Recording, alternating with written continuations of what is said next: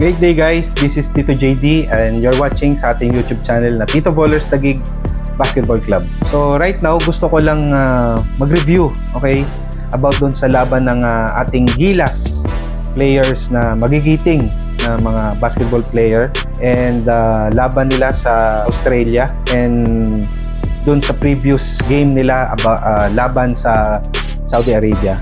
Okay, so unahin muna natin sa Saudi Arabia nung laban nila. For me, maganda yung pinakitang teamwork and camaraderie ng Team Gilas sa pangunguna ni Justin Brownlee. Okay? Lahat ng players nag-contribute and kung meron mang mga players na hindi na ipasok at nabangko,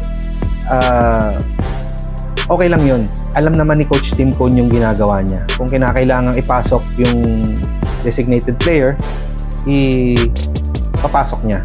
And kung hindi naman, so okay lang. Wala naman dapat sisihin sa sistema ni Coach Tim Cone and wala naman dapat sisihin sa mga players. Lahat naman nakita ko na binigay naman lahat yung laro nila, yung puso sa laban ng Saudi Arabia. Kaya naman nakuha nila yung panalo going to quarterfinals. Punta naman tayo sa laban nila against sa Australia. Sa napanood ko,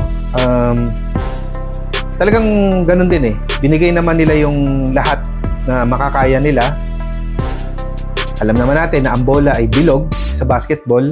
So, hindi lahat ng oras panalo tayo, hindi lahat ng oras talo tayo. Bilog ang bola. Kahit ma-execute mo yung game plan ng coach, talagang kung matitindi yung buenas nila, di ba? Sa shooting, o sa defense and offense, wala tayong magagawa dun eh, di ba? Kahit anong gawin mo, kahit anong gawin pantay, kahit ibato nila yung bola pag pumasok, talagang buenas, di ba? Nakita ko sila Junmar, sila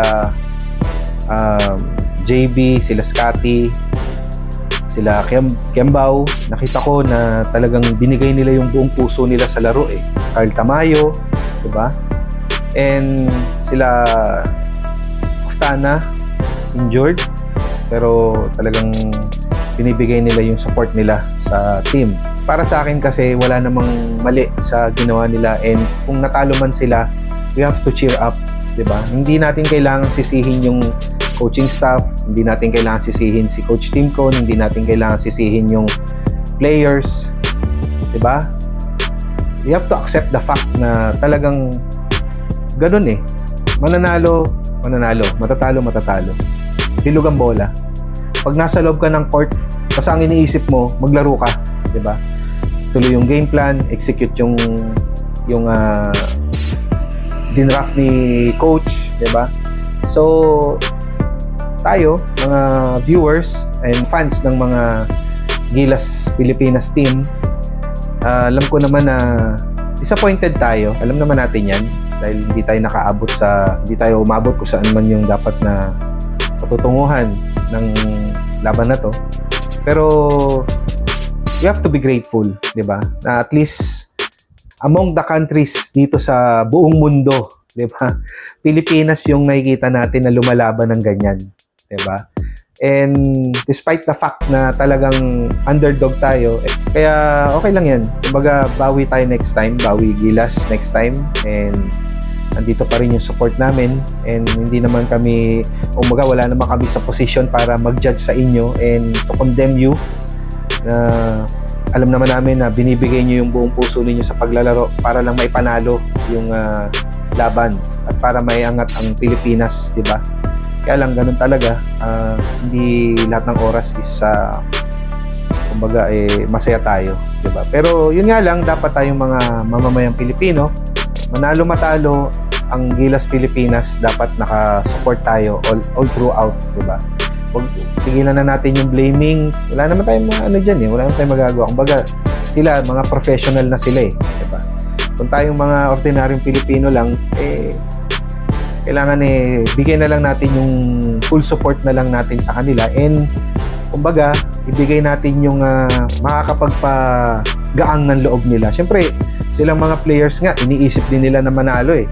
Pag natalo sila, napakasakit sa kanila. Kung tayo nga nasasaktan na sa pagkatalo nila, 'di ba? What more pa kaya silang mga Gilas Pilipinas player? So, napakasakit sa kanila. Kaya nga dapat ang gawin na lang natin, i-cheer up natin sila, 'di ba? Tigilan na natin yung pambabash, 'di ba? And hindi naman makakatulong 'yun, 'di ba? Kaya maganda na i-cheer up natin sila. Maganda i-boost natin yung moral nila, 'di ba? So kailangan ano pa din 'yan, manalo matalo, ano tayo sa kanila, ipag malaki natin sila dahil iba yung binibigay nilang hirap pagdating sa ganyang laban.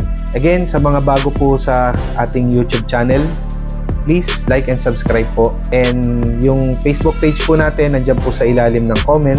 So again, thank you very much guys. And this is Tito JD. And God bless you all po. See you on my next video.